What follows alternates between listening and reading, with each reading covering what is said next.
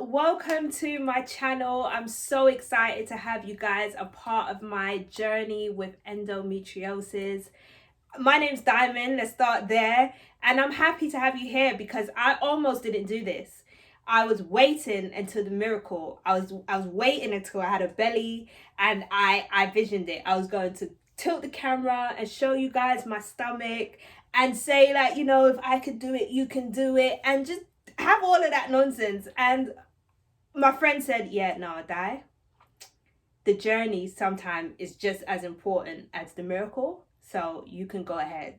And I'm here, and I'm doing it, and I'm excited, and I can't wait to share what I've been going through and what I will be going through with you guys, and you guys share with me also, so we can like encourage each other. I created an Instagram page called Endometriosis. See what I did there? And the aim of all of this is to create what I want to call endo bullies.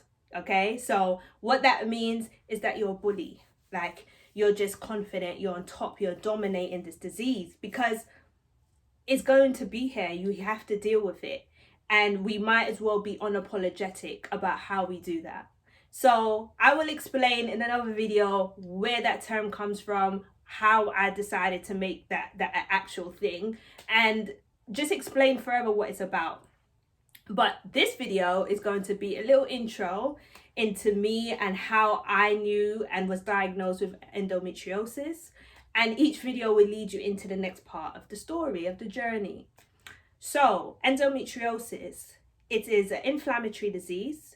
And what happens is the lining of your uterus, which is called the endometrium, starts to grow and shed on the outsides of your uterus. So it forms lesions, which attaches itself to anywhere in your body. Like, I heard of a lady who had endometriosis in her eye, which is mad. But it can attach itself to anywhere. And if it attaches itself to your reproductive system, it can make you infertile. And if it attaches itself to any other organ, if left untreated, it can turn cancerous. So it's really important that you know if you have endometriosis. There are 4 stages to it. I was diagnosed with stage 4 endometriosis. And that doesn't necessarily mean that I have the worst pain. What that means is that my endo develops quite quickly and it multiplies quite quickly. I have a lot of, and I can get a lot of endo. Someone with stage 1 could have more pain than someone in stage 4. It just means they might have a little bit of endo somewhere in their body, and I will have a lot. That doesn't mean I ain't felt no pain, because boy.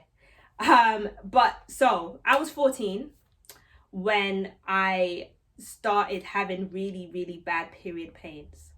And you know when people say, I had a really bad period this month, I don't mean that type of bad period. I mean bad periods. Like, I used to have to crawl to the toilet because I couldn't physically sit up straight. My body said, no, that's not gonna happen. I was nailed over, like I couldn't move. And it was bad. It was bad. And if you're black and you come from a long line of strong black women, the general consensus to a bad period is to take 2 pills and go about your day, because we all have to deal with it. That is what I heard a lot in my house from my mom.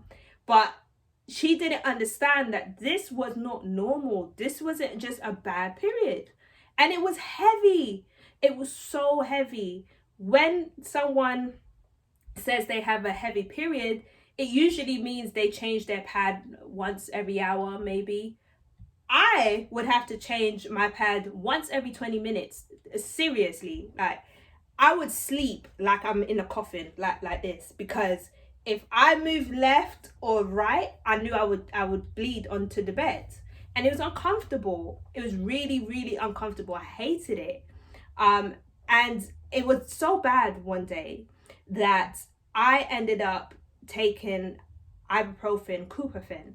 Now, if you're from London and you've had a bad headache or you've had really bad periods, you know about Couperfin. Big up yourself, because that is the pill that takes away all your stress, right? But what I did, I had it really bad one time and I didn't have any appetite. And I took about 6 throughout the day on an empty stomach. And I ended up in hospital for about 3 days because it damaged the lining of my stomach. Don't take ibuprofen on an empty stomach. But that's just to show you how bad the pain was. It was horrible. And I went to doctors and they said to me, well, you're in your teenage years and people sometimes grow out of their bad periods. So maybe when you hit your 20s, it will calm itself down. Your body changes. So we'll just put you on a contraception and that should kind of suppress all your pain. And I went on a combined pill, which is estrogen and progesterone, called microgynon. And this pill was good for my pain. It was really good for my pain. I mean, I weren't crawling anymore, so that's a plus. But the heaviness was still there. I was bleeding very heavy. Like, I used to have to use tissue on top of the pad. Like, it was really bad. And I was on microgynon for a while, for years. From 14 to about 19, maybe. And then around 19, I changed pills because I said, I can't deal with this heaviness anymore. It's not getting any better. They usually advise you 3 months for the pill to kick in. I had a few years and it weren't helping the heaviness. So I went on to try a few other progesterone only pills. And a couple of them gave me bad headaches. But this one called Cerazette. Hey, listen. You see, Cerazette stopped my periods. I had a friend, yeah, that she used to love having her periods. She would feel like her period was washing out her body. Me, not me. My periods, I hated them. So this pill stopped my periods and I was in heaven. I was like, this is my pill. Me and him see eye to eye. That's it. Like, but what started to happen was when you're on contraception for a long period of time, it starts to affect your body. So I got what they call gallstones in my gallbladder, sorry. And it was excruciating pain. Like, if endometriosis is a 10, gallstones is a 10 times 2. It was horrible. I'd have attacks. I'd have to have the ambulance called for me. It was bad. And it got infected and I had to have my gallbladder removed. So then I stayed on the Cerazette, and then those headaches, what I said I used to have, it was 10 times worse. And now it was affecting my speech. So my brain would know what to say, but my speech was delayed. And I went to see a neurologist and he was like, yeah, you need to come off these pills because they're not doing well for you. So I came off the pills and I was off it for about 2.5 years and I was fine. I had the heavy bleeding, but I thought, but I didn't really have much pain. So I thought, yeah, that's good. Like, my body did sort itself out. But you see, the following year, it said, no, babe, it didn't sort itself out. It came back and it was powerful, like the worst. And by this time, I was sexually active. So sex for me was horrible. I didn't want anyone's son to touch me. Understand what I'm saying to you? Because no one's son was worth this pain. Like, it was awful. Sex was not nice for me. So I moved to New York. Not because of that, but because I had a lot of other things going on and I wanted a fresh start, and I moved to New York. And I went to see a gynecologist, which honestly was sent from God himself. And I explained all my symptoms and he done a sonogram on me and he said to me, yeah, I can't confirm, but I think you have endometriosis. And what's so funny is that I was speaking to a friend of mine before I went to see that doctor, and we was talking about everything I was going through. And she was like, Di, you know what? Let's just hope it's not endometriosis. And then the doctor was like, yeah, I I think you got endometriosis. And I thought of her and I thought, great, brilliant. This is going to be great. And he said that I had to have surgery for 3 things. One was to confirm. So you can't be confirmed and officially diagnosed with endometriosis until you have this surgery called a laparoscopy. So I had to have that to confirm.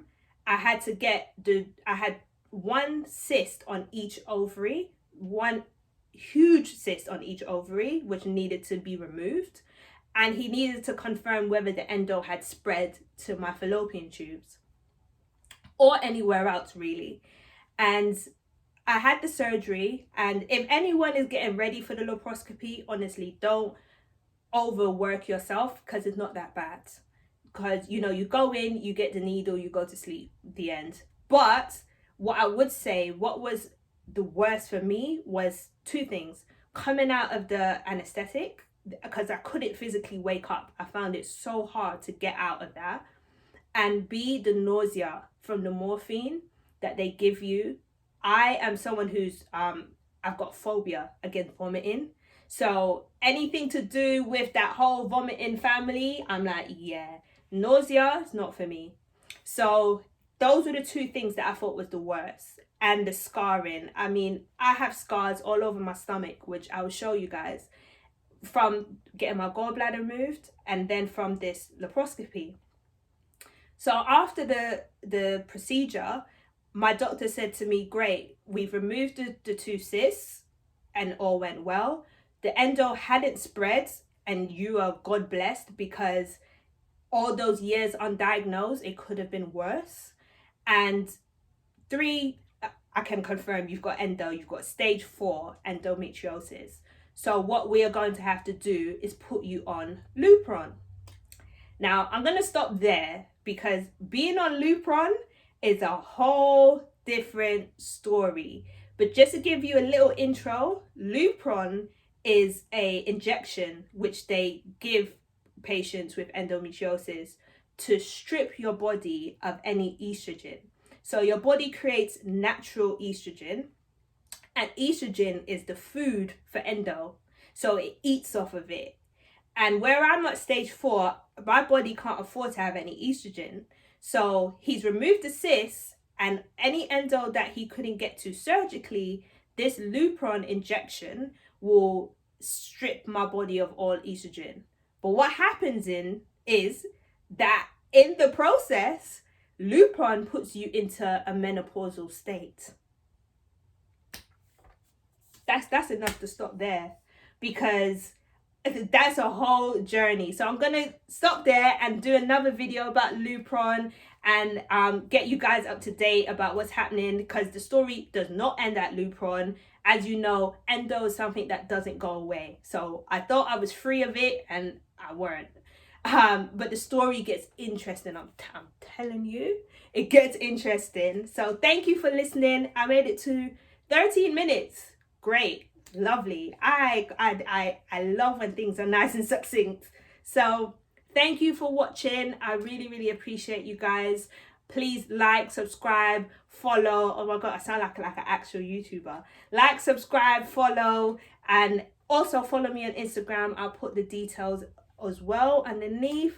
And yeah, thank you guys. I appreciate it. If you want to get in contact with me, you can do it through there, and just we can just vibes, you know, just vibes.